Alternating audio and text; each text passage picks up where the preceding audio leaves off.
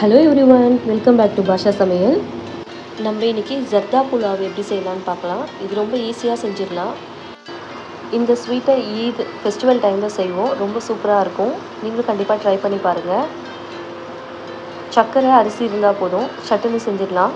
Taste ரொம்ப சூப்பராக இருக்கும். இப்போ வாங்க வீடியோக்குள்ளே போகலாம். 1 கப் பாஸ்மதி அரிசி எடுத்துக்கலாம். அதை நல்லா வாஷ் பண்ணிவிட்டு ஒரு 30 மினிட்ஸ் ஊற வச்சுக்கலாம்.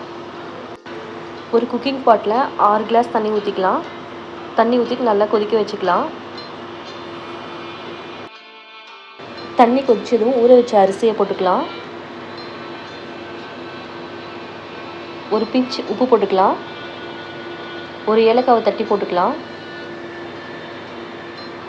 1/4 ஸ்பூன் கேசரி பவுடர் ஆட் பண்ணிக்கலாம். இப்போ அரிசி 75% வேகட்டும்.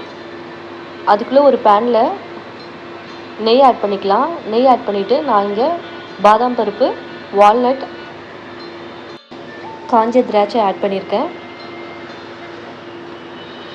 ட்ரை ஃப்ரூட்ஸ் கம்ப்ளீட்லி நம்ம ஆப்ஷன் தான். நமக்கு எந்த ட்ரை ஃப்ரூட்ஸ் வேணுமோ நம்ம ஆட் பண்ணிக்கலாம்.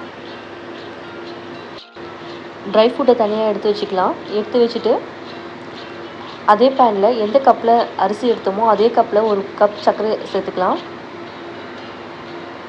சர்க்கரை நல்லா மெல்ட் ஆகட்டும். ஒரு 2 ஸ்பூன் மட்டும் தண்ணி ஆட் பண்ணிக்கலாம். இப்போ வேக வச்ச அரிசியை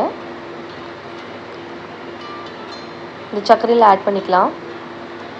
ஆட் பண்ணி ரொம்ப மிக்ஸ் பண்ண வேணாம். மூடி போட்டு ஒரு 10 நிமிஷம் வேக வச்சுக்கலாம்.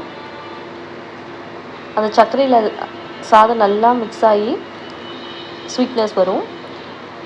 ஒரு 2 ஸ்பூன் மட்டும் சர்க்கரை ஆட் பண்ணிக்கலாம். கடைசியாக சர்க்கரை ஆட் பண்ணிவிட்டு நம்ம நெய்யில் வறுத்து வச்ச ட்ரை ஃப்ரூட்ஸை ஆட் பண்ணிக்கலாம். நிறைய பேர் சப்ஸ்கிரைப் பண்ணாமல் பார்க்குறீங்க. ப்ளீஸ் சப்ஸ்கிரைப் பண்ணிவிட்டு பாருங்கள். அப்போ தான் வீடியோ கூட எனக்கு ஒரு பூஸ்டப்பாக இருக்கும். பிடிச்சிருந்தால் லைக் பண்ணுங்கள். அவ்வளோதான், சூப்பரான ஜர்தா புலாவ் ரெடி. கண்டிப்பாக ட்ரை பண்ணி பாருங்கள். சூப்பராக இருக்கும். தேங்க்ஸ் ஃபார் வாட்சிங்.